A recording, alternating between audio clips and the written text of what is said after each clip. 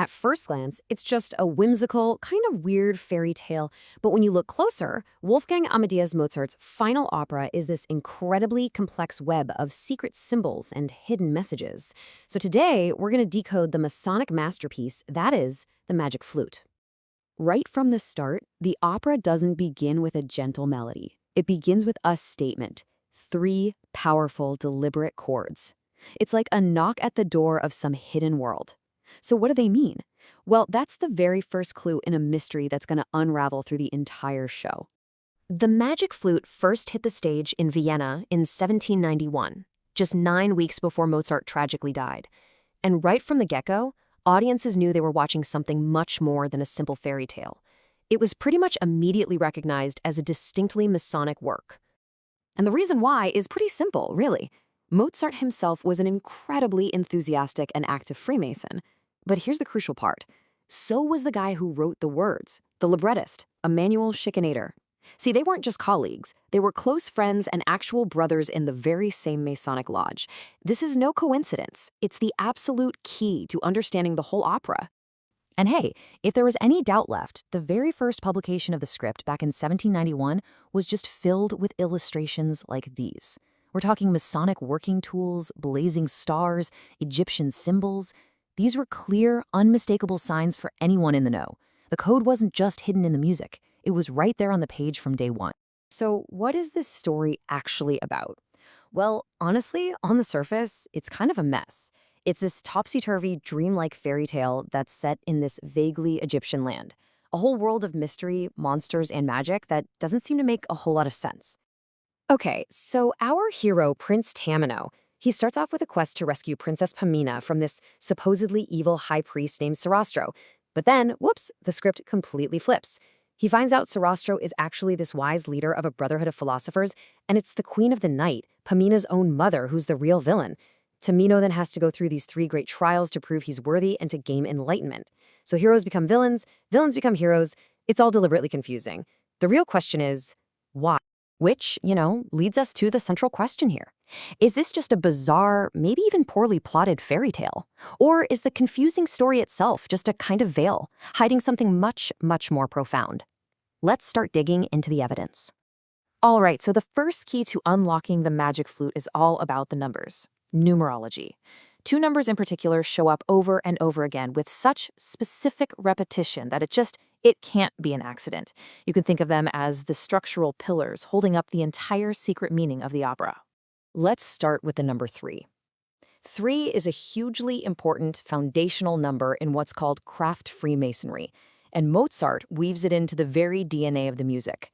A huge chunk of the opera is written in the key of E-flat major, a key signature which has, yep, you guessed it, 3 flats. And once you start looking for the number 3, man, you see it everywhere. Those 3 mighty knocks in the beginning, the 3 ladies who serve the queen, the 3 spirit boys who guide our heroes, and of course, the 3 trials Tamino has to endure. And these all directly map to Masonic ideas like the 3 great pillars of wisdom, strength, and beauty, or the 3 questions asked of an initiate. It's this constant, rhythmic pulse of Masonic symbolism. Okay, next up is a number that's even more specific, 18. Now, this is not random at all.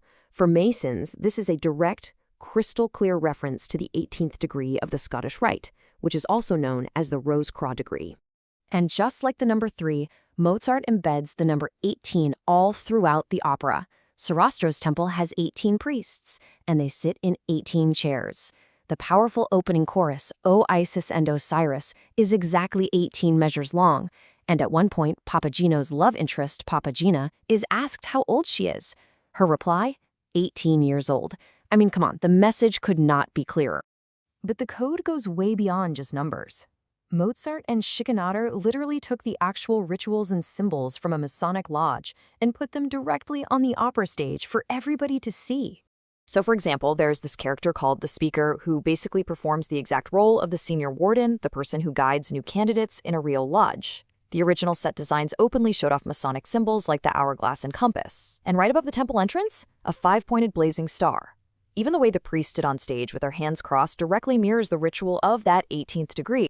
This line from Tamino just perfectly captures his whole journey, which is a mirror of the symbolic path of a Masonic candidate. He starts out in darkness and ignorance, totally lost, asking this very question. His entire quest is a search for enlightenment, or what Masons simply call light. So the opera's big climax, these dramatic trials by fire and water, they're not just some fantasy plot device. They are theatrical stagings of the symbolic purification rituals from actual Masonic initiation ceremonies. For the Masons sitting in the audience, seeing this performed out in public would have been absolutely astonishingly bold. So, we have the numbers, we have the symbols, we have the rituals. What does it all add up to? I mean, why go to all this trouble?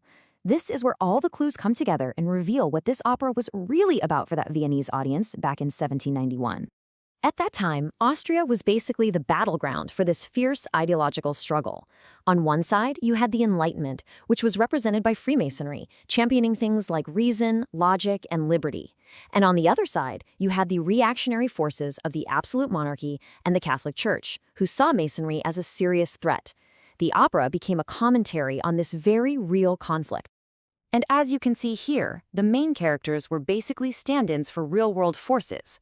Sarastro and his brotherhood, they represent Freemasonry and the Enlightenment. The villainous Queen of the Night is a pretty clear allegory for the tyrannical Empress Maria Theresa. Pamina represents the Austrian people, kind of torn between them. Tamino is the enlightened hero, and the lovable Papageno, well, he's the common man, way more concerned with food and wine than any grand ideals. So, the Magic Flute is this brilliant political allegory and a Masonic ritual disguised as a fairy tale. But its importance goes even deeper than that. Its legacy is one of a true artistic revolution. I mean, decades later, the legendary German composer Richard Wagner called it the masterpiece of unsurpassed perfection. He saw it as the cornerstone of all German opera, the one work that laid the foundation for everything that came after it. And that's because this opera was a total landmark achievement. It took everything that had come before it, from really high-minded drama to silly, lowbrow comedy, and it blended it all into something completely new. It wasn't just a coded message. It was a bold new future for the art form itself. It really proves that sometimes the greatest truths aren't shouted from the rooftops, but they're whispered through symbols, through music, and through stories. And it leaves us with a really fascinating question. How many other great works of art are hiding their most profound secrets right there in front of us, just waiting to be decoded?